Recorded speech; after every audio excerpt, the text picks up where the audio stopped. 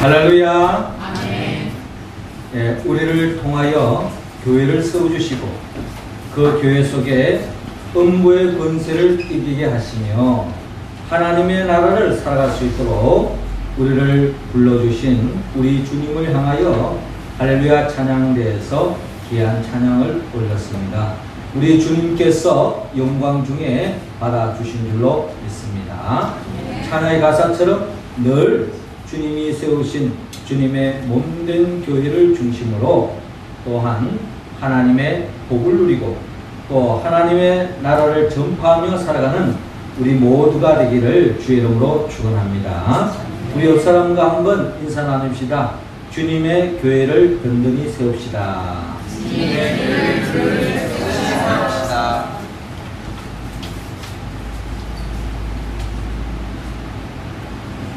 예, 누군가 이런 말을 한 적이 있습니다. 예, 남자는 자신을 알아주는 사람을 위해서 목숨을 바친다. 그런가 여자는 자신을 사랑해주는 사람을 위해서 목숨을 바친다. 이런 이야기를 했습니다. 남자는 자기를 알아주는 사람을 위해서 목숨을 바칠 수 있다는 겁니다. 여자는 알아주기 이전에 자기를 진정 사랑하는 사람에게 모든 것을 아낌없이 줄 수 있고 사랑하고 목숨까지 줄 수 있다. 하는 이야기죠. 이것은 이 땅을 살아가는 우리 모두의 이야기고 또 이런 것들이 확인되어질 때에 서로가 평생 동반자로서 같이 이 길을 걸어가자 하면서 결혼식을 하는 그런 게 다 여기에서부터 출발되어지는 것 같습니다. 이거는 사람의 마음만 그런 것이 아니고 하나님도 마찬가지고 말씀이 육신의 이 땅에 오신 예수님의 마음도 크게 다를 바가 없다라고 말합니다. 성경에 보니까 나를 존중히 여기는 자를 내가 존중히 여기고 나를 멸시하는 자를 내가 경멸히 여기리라 라고 주님께서 말씀하셨습니다. 이 말씀 그대로 액면 그대로입니다. 예, 주님을 존중하고 주님을 위하고 주님 중심으로 사는 그 인생은 하나님께서 책임지시고 그 인생을 복된 길로 인도하지만 상황에 따라 또 때를 따라서는 주님을 둘째로 또 주님을 몰라하고 주님보다 세상적인 것들을 더 추구하며 살아갈 때에 결국 주님 또한 그 인생을 책임지지 않는다. 궁극적으로 주님보다 더 사랑하는 것이 있을 때에 결국 주님은 그 인생이 지옥 가는 것을 만류하지 않는다 라고 우리는 생각할 수 있습니다. 자, 오늘 성경의 본문의 말씀에 보면은 예수님께서 하루는 제자들을 불러 모시고 질문을 합니다. 그 질문이 오늘 본문 13절에 잘 나타나 있는데 사람들이 인자를 누구라 하느냐 라고 묻고 있습니다. 그러니까 사람들이 예수님에 대해서 어떻게 이야기하고 있느냐, 어떻게 예수님을 이해하고 있느냐, 어떻게 알고 있느냐 라고 질문하고 있습니다. 그때에 제자들이 사람들의 그런 민심, 사람들의 그 의중을 읽고 어떤 사람은 세례 요한이라고 합니다.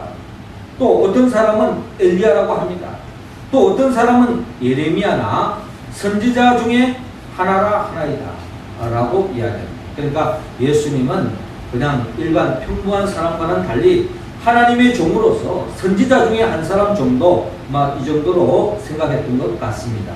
그런데 주님의 관심은 일반 사람들이 어떻게 생각하는 것 이전에 이 제자들이 주님을 따르는 이 제자들이 주님을 어떻게 생각하느냐라고 주님의 관심을 드러내면서 15절에 질문을 하고 있습니다.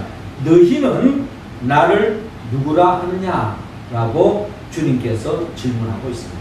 이 질문은 바로 제자들에게만 하는 말씀이 아니라 오늘 예수 그리스도를 믿는 교회 공동체들에게 우리 모두에게 하시는 주님의 질문입니다. 이 질문은 저는 우리 교회를 섬기는 가운데에서 1년에 한 번씩 꼭 이 본문을 가지고 설교를 합니다. 그러니까 이 본문을 가지고 설교하는 이유는 바로 주님께서 예수들을 믿는 우리들을 향하여서 주님께서 다시 한번 묻고 있습니다.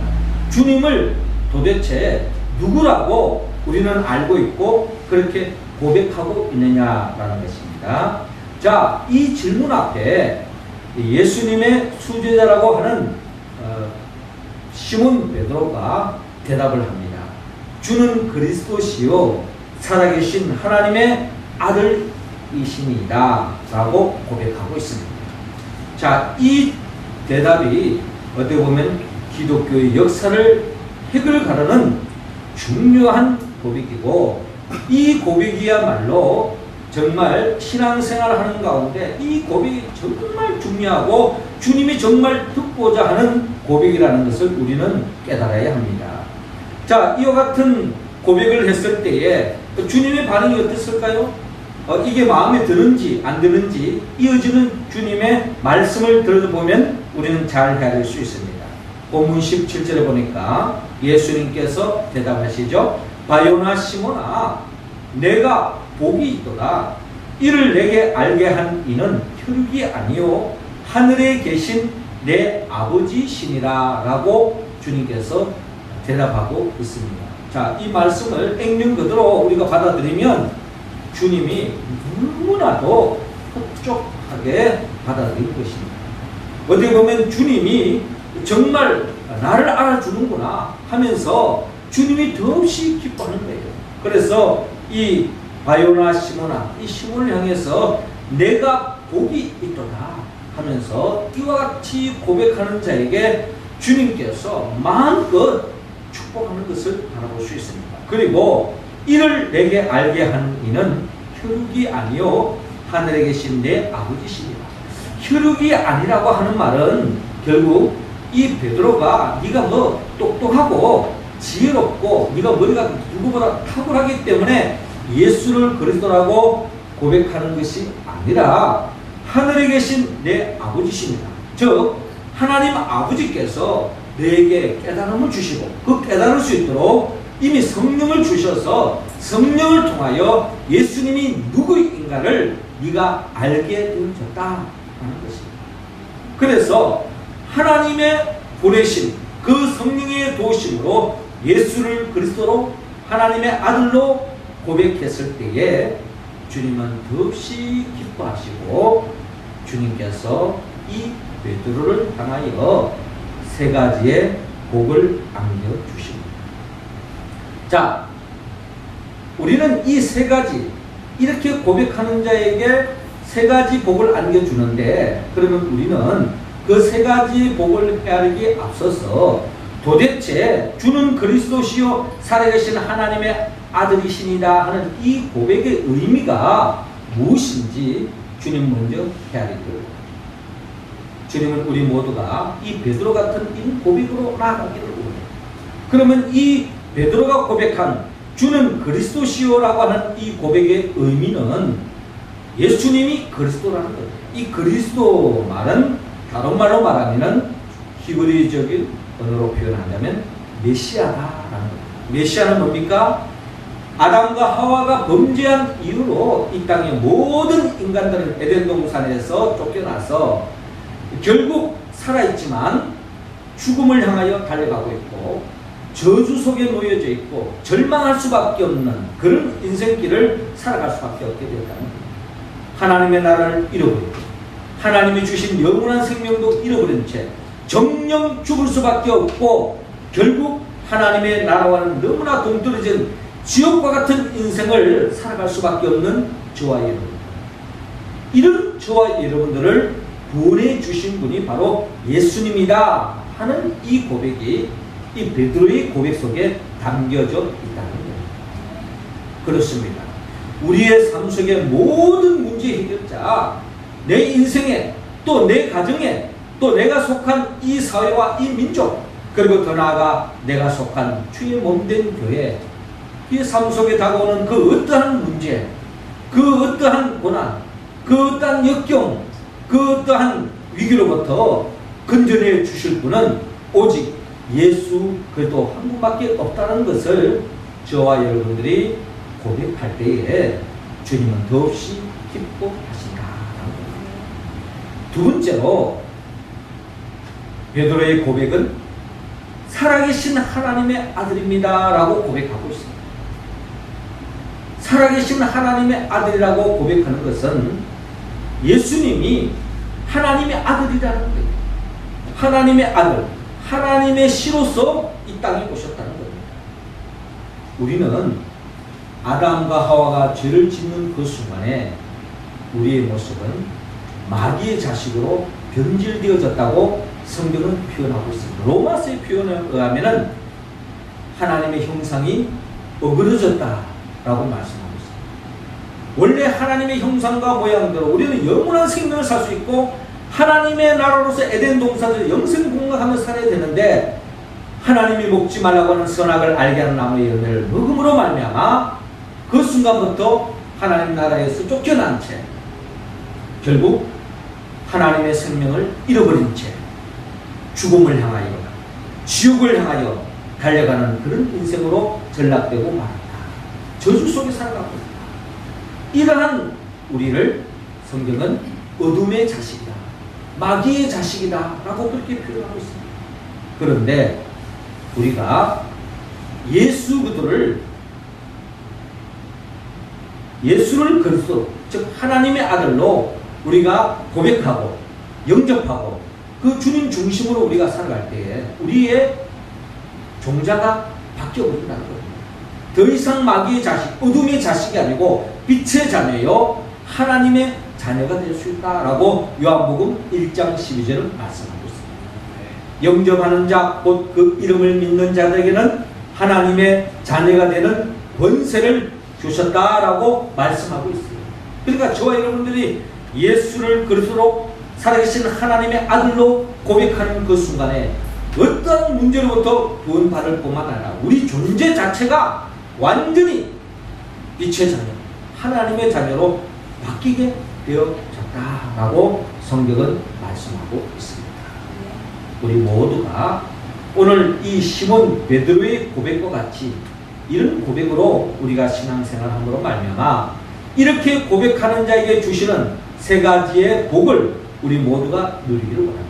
그러면 주님이 이 고백하는 자에게 주시는 세 가지 복이 뭔가? 먼저 오늘 본문 18절을 중심으로 교회를 세워 주겠다라고 말씀하고 있습니다. 18절 말씀 우리 다 같이 한번 읽습니다. 시작. 또 내가 내게 이르노니 너는 베드로라. 내가 이 반석 위에 내 교회를 세우리니 음부의 권세가 이기지 못하리라. 아멘. 그렇습니다. 예수를 바로 알고 예수를 그리스도로 하나님의 살아계신 하나님의 아들로 알고 고백하는 자에게 주님이 먼저 주시는 축복은 18절 상반절에 기록되는 것처럼 너는 베드로라. 내가 이 반석 위에 내 교회를 세우겠다라고 말씀하고 있습니다.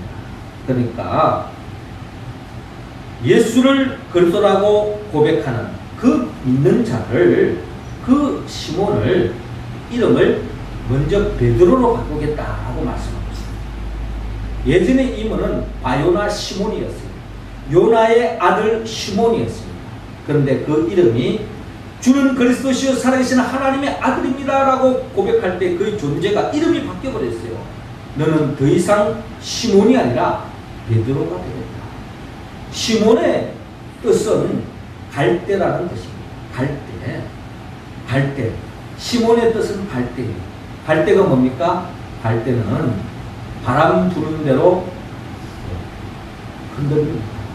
동쪽에서 바람이 불면 서쪽으로 자동적으로 넘어지는 거고 서쪽에서 바람이 불러오면 동쪽으로 넘어지는 거예요.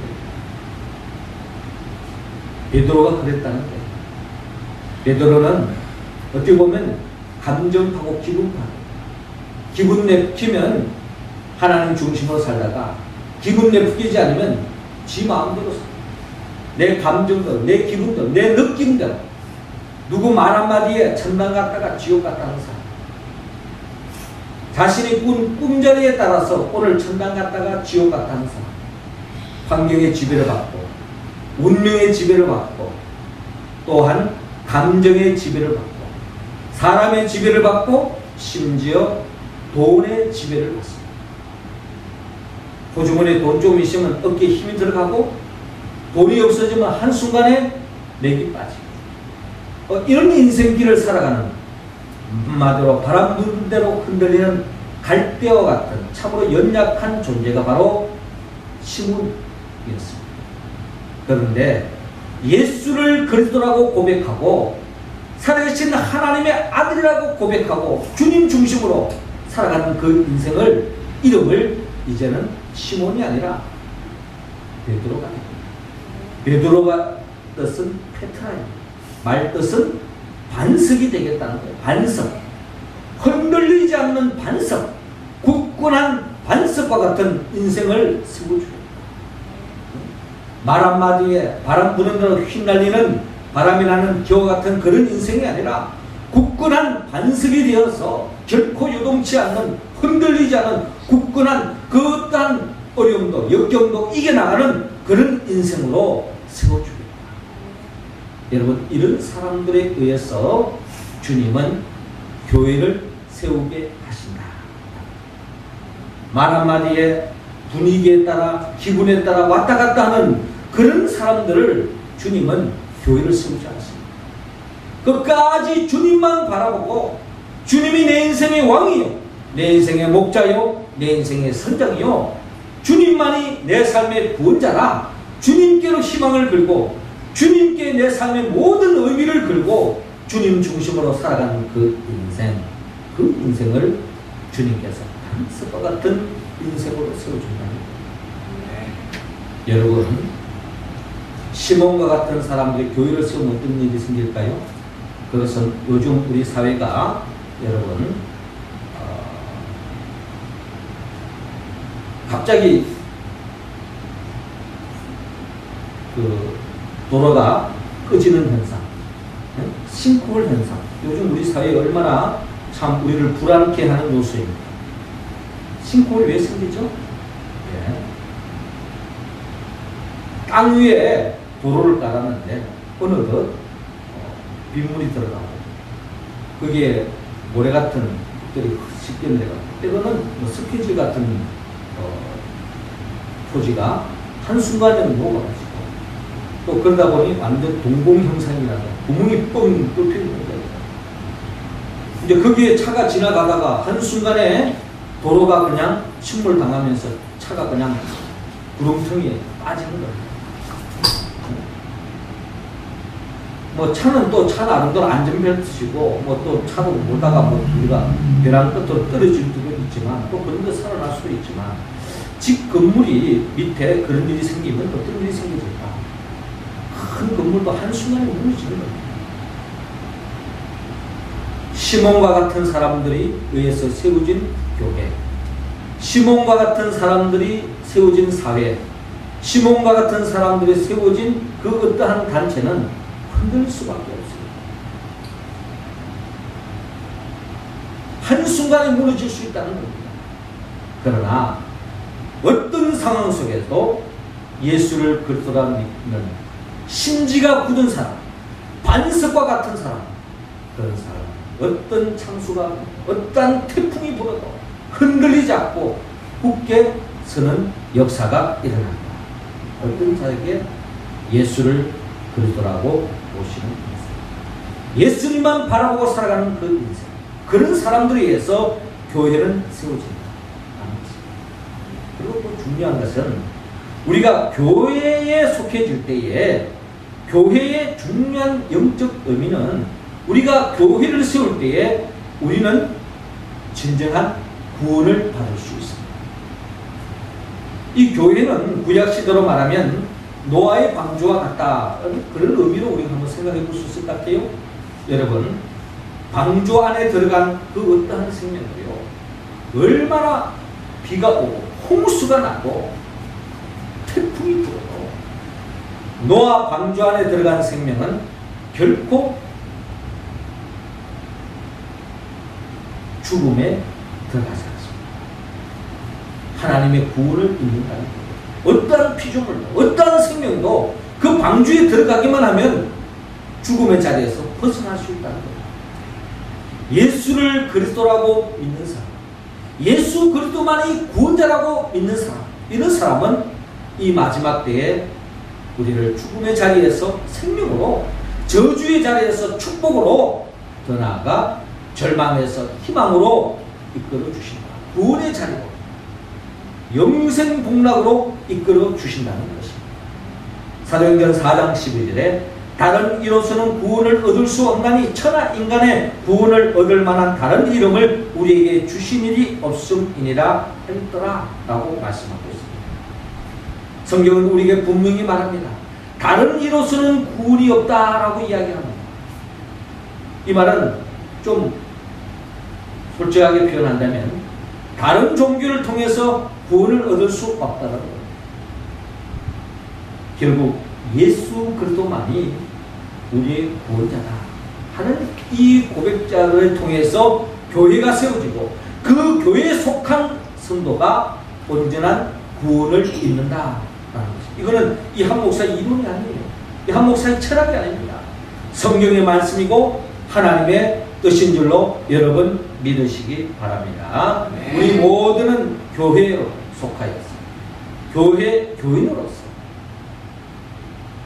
예수를 그리스도 살아계신 하나님의 아들로 고백하여서 우리 모두는 진정한 이 마지막 때에 모래 위에 세워진 그런 존재가 아니라 반석 위에 세워진 존재로서 교회로서 진정한 하나님의 구원을 입는 우리 모두가 되기를 주의 이름으로 축원합니다. 네. 두 번째로 예수를 그리스도라고 고백하는 자에게 주님 오늘 본문 18절을 중심으로 마귀와의 싸움에서 이긴다 라고 성경은 약속합니다. 18절 말씀 우리 할렐루야 찬양 여러분들이 읽어주시기 바랍니다. 시작. 또 내가 내게 이르노니 너는 베드로라 내가 이 산성 위에 내 교회를 세우리니 음부의 권세가 이기지 못하리라. 아멘. 그렇습니다. 예수를 그리스도라고 고백하는 자에게 주님 오늘 본문 18절 하반절을 통하여 음부의 권세가 이기지 못하리라 라고 말씀하고 있습니다. 예수를 그리스도라고 고백하는 그 인생, 음부의 권세가 이기지 못한다는 말은 다른 말로 말하면 음부의 권세와의 싸움에서 승리할 수 있다 라고 주님께서 우리에게 말씀하고 있습니다. 음부의 권세, 이 음부의 권세는 바로 사탄의 권세를 말하고 있습니다. 흑암의 권세를 말하고 있습니다. 결국 이 어둠의 권세, 음부의 권세, 사망의 권세가 아담과 하와가 영원한 생명이 되어 살아가는 그 에덴 동산에 찾아와서 선악을 알게 하는 나무의 열매를 먹게 하고 죄를 짓게 하여서 결국 죽음의 구름텅이로 이끌어가는 것이 바로 이 사단의 역사라는 거예요. 이 음부의 권세예요. 결국 아담과 하와가 하나님보다 더 소중하게 여기고 하나님보다 더 관심 있는 것에 마음이 쏠리는 그 순간에 결국 마귀의 유혹에 빠져서 결국에는 죄를 짓다가 에덴 동산에 쫓겨나는 멸망길로 가는 그와 같은 불행을 겪게 되는 것을 바라볼 수 있습니다. 그 에덴 동산에서 그 마귀 사단의 역사가 그때만 하고 끝냈을까요? 아닙니다. 지금도 마귀는 지금도 돌아다니고 스치고 나대고 있습니다.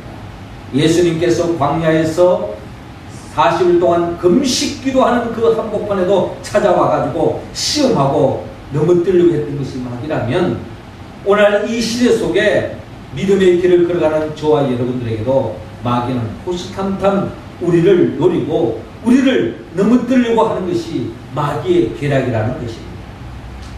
그리고 그 마귀의 역사가 요한계시를 보면 붉은 용으로 적그리스도로 우리에게 다가와서 결국 그 적그리스도 앞에서 패배할 수밖에 없다. 멸망할 수밖에 없는 그와 같은 위협적인 존재로 우리에게 등장하고 있습니다. 그러나 예수를 그리스도로 예수를 살아계신 하나님의 아들로 고백하는 그 인생은 주님이 책임져 주신다는 거예요. 여러분, 우리 주 예수 그리스도도요, 그 삶을 바라보면 결국에는 십자가에 못 박혀 죽는 어처구니 없는 일이 생겼습니다. 그렇죠? 그런데 그것으로 끝났습니까? 그렇지 않습니다. 하나님의 능력의 오른손이 예수 그리스도를 죽은 자 가운데서 3일 만에 부활시켜 주셨습니다. 이것은 예수님에게만 속한 것이 아니라 이 땅을 살아가는 우리 모두에게, 주 예수 그리스도를 믿는 우리들에게 주어지는 하나님의 축복의 약속의 말씀입니다. 믿는 가운데도요, 사고를 당할 죽을 수도 있습니다. 하나님을 신실하게 믿는 가운데도요, 원치 않는 암에 걸릴 수도 있어요. 예수를 잘 믿는 가운데도 배를 타고 가다가 침몰되어서 죽을 수도 있다는 겁니다. 예수 잘 믿어도 싱크홀에 빠져 죽을 수도 있다는 것을 여러분 기억하셔야 됩니다. 그러나 하나님께서는 우리를 그냥 그 죽음의 자리에 버려두지 않으시고 하나님의 때에 반드시 우리를 구원시켜서 영원한 생명, 새하늘과 새 땅의 길로 우리 모두를 인도해 주실 줄로 믿습니다.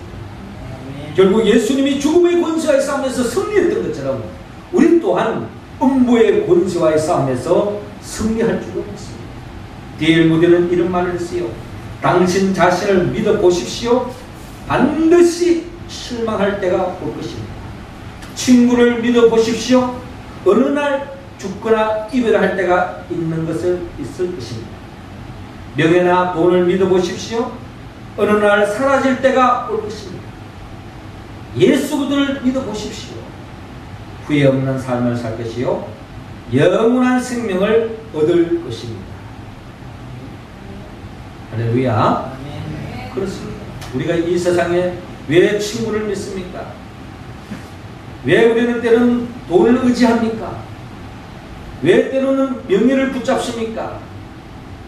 이 세상 사는 게 불안합니다. 돈만 쥐고 있으면 내 남은 인생, 내 인생을 보장해 줄 것 같으니까.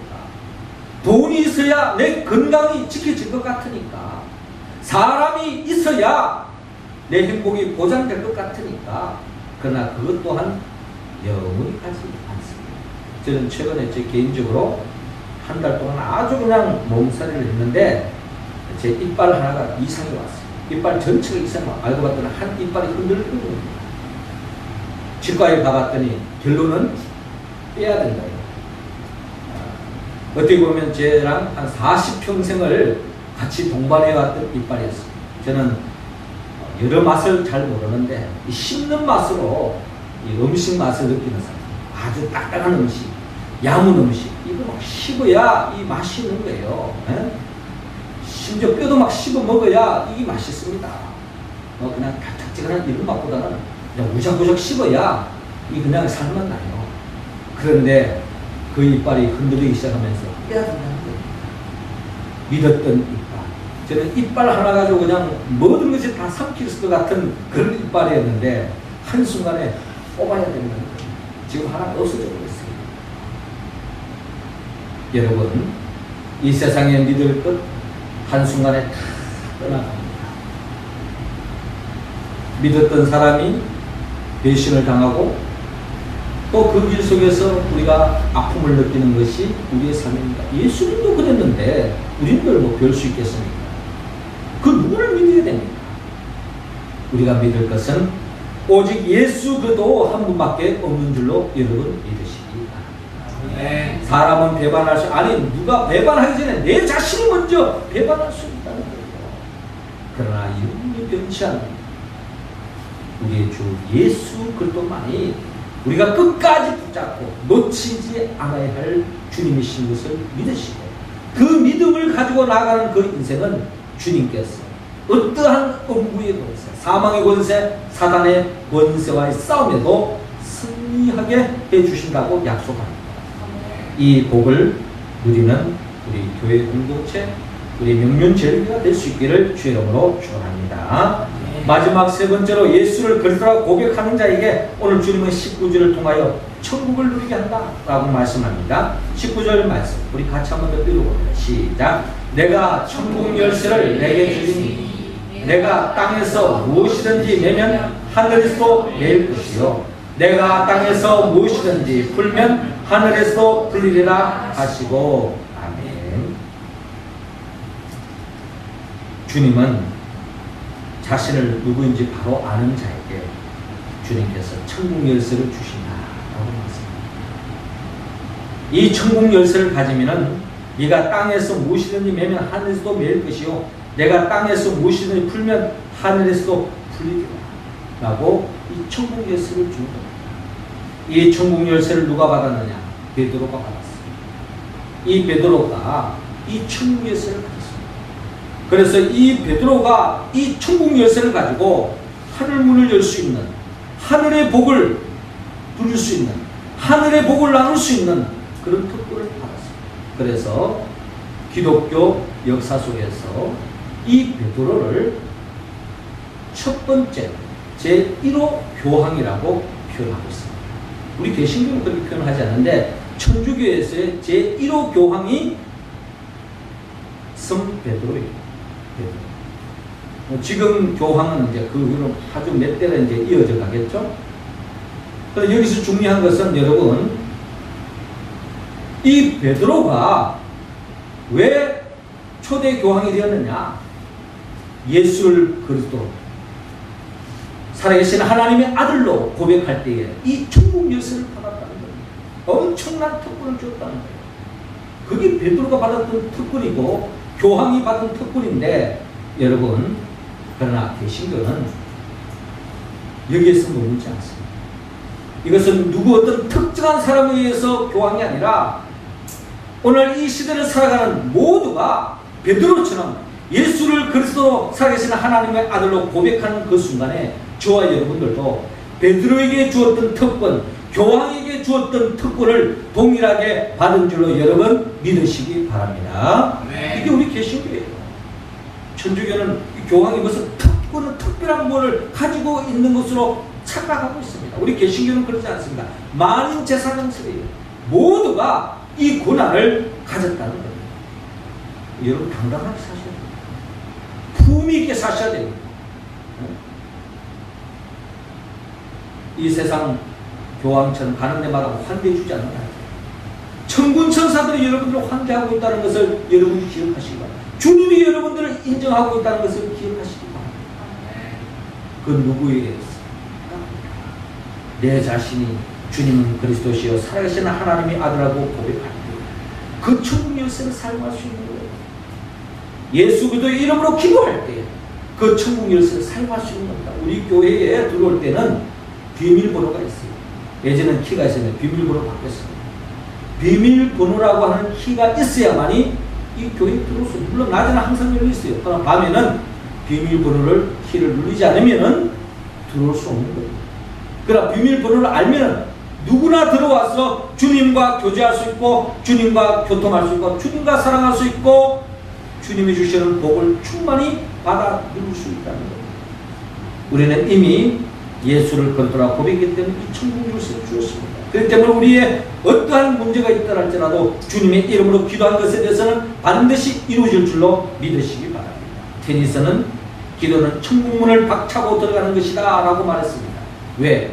천국문이 잠겨져 있다 할지라도 누구나 들어가지 못하는데 예수를 그리스도라고 고백하고 예수 그리스도의 이름을 의지하여 나아가는 자에게 천국문이 열리고 하나님의 나라의 기쁨을 침노할 수 있다는 것입니다. 가나안 여인도 예수가 그리스도임을 알았기 때문에 그 주님께 의지하고 간청했을 때에 이 여인에게는 정말 자기 힘으로 해결할 수 없는 사랑하는 딸이 흉악한 귀신에 걸려가지고 더없는 불행한 삶을 살았지만 그 예수가 그리스도임을 알고 주님 앞에 매달려 기도할 때에 이 여인이 온전하게 치유함을 받았던 것처럼 내 힘으로 해결할 수 없는 그 문제가 주님 안에서 온전히 해결될 줄로 믿으시기 바랍니다. 베드로는 그 천국 열쇠를 가지고 성전 미문에서 앉은 명을 향하여 은과 금은 내게 없거니와 내게 있는 것으로 내게 주노니 곧 나사렛 예수 그리스도 이름으로 걸으라 라고 명령할 때에 그 이름을 의지하여 선포할 때에 그 안전박이가 그 자리에서 일어나는 역사가 일어나지 않았습니까? 그리고 본다면 우리 또한 예수 그리스도 이름으로 나갈 때에 능치 못하는 일이 없는 줄 믿으시기 바랍니다. 여러분, 우리의 삶은 참으로 한치 앞을 내다볼 수 없습니다. 여기서 사고가 나면 저기서 또 사고가 나고 이제 좀 끝났느냐 하면은 또 다른 사고가 나고 이게 뭐 우리나라만 그런 것이 아니라 지금 곳곳에서 전쟁의 소식이 끊이지 않고 때로는 참수당하는 현장을 그대로 그냥 유튜브에 그대로 떠오르고 이런 시대 속에 살아가고 있습니다. 예수 믿는다는 이유 때문에 타종교회에서 죽음을 당하는 것이 오늘날 베드로와 세례 요한과 사도 바울만 순교당한 것이 아니라 지금도 예수 믿는다는 이유 때문에 죽어가고 있는 이 현실 속에 우리가 살아가고 있어요. 이 세상을 어디를 보더라도 여러분 온전한 데가 누가 누구를 돈을 던집니까? 멀쩡한 사람이 딴짓하고 있고 말이죠. 잘못된 길을 걸어가고 있는 그런 사람을 볼 때 남의 이야기가 아니에요. 내 자식은 군대 생활 가서 구타하지 않겠지. 내 자식이 구타시키고 말이죠. 내 자식이 남을 때리고 있고 이게 오늘날 우리 사회라는 겁니다. 이런 속에 뭐가 해결할 수 있습니까? 제도 바뀐다고? 물론 꼭 되겠죠. 그러나 우리 믿는 사람의 길은 예수 그리스도의 이름으로 합심하여 기도할 때에 주님 안에서 문제가 해결되어질 줄로 믿습니다. 저는 수요일 때마다 우리가 항상 주님의 이름으로 약속한 시간이기 때문에 함께 모여서 기도하고 마지막에 꼭 같이 손을 잡고 축복하고 기도합니다. 저는 이 시간에 참으로 복된 시간이라고 생각합니다. 서로가 기도하고 주님 앞에 간구할 때에 주님께서는 이 땅에 평화통일의 역사와 함께 이 땅에 진정한 평화와 기쁨과 행복의 나라, 하나님의 나라가 이 땅에 도래될 줄로 믿습니다. 어떤 자에게 예수 그리스도 이름으로 기도하는 자를 통하여 이 역사가 일어날 줄로 믿고 우리 교회가 앞장서서 이 영적 원리를 알고 예수 그리스도 이름으로 기도하여서 우리 기도를 통하여 이 사회를 바로 세우고 우리 군대를 바로 세우고 이 정기를 바로 세우고 법조계를 바로 세우고 북한을 바로 세우고 이 나라의 역사를 바로 세워나가는 우리 모두가 되기를 주의 이름으로 축원합니다. 기도드리겠습니다. 주 예수 그리스도의 아버지 하나님, 이 시간 우리 모두에게 성령의 기름을 부어 주시옵소서. 성령 충만함으로 말미암아 우리 모두가 이 땅에서 예수를 그리스도로 고백하며 음부의 권세를 이기는 든든한 교회를 세우게 하시고 천국을 침노하며 천국을 누리고 전파하며 살아가는 우리 모두가 되어서 부족함이 없는 인생길을 살아갈 수 있도록 인도하여 주옵소서. 예수님의 이름으로 기도드리옵나이다. 아멘.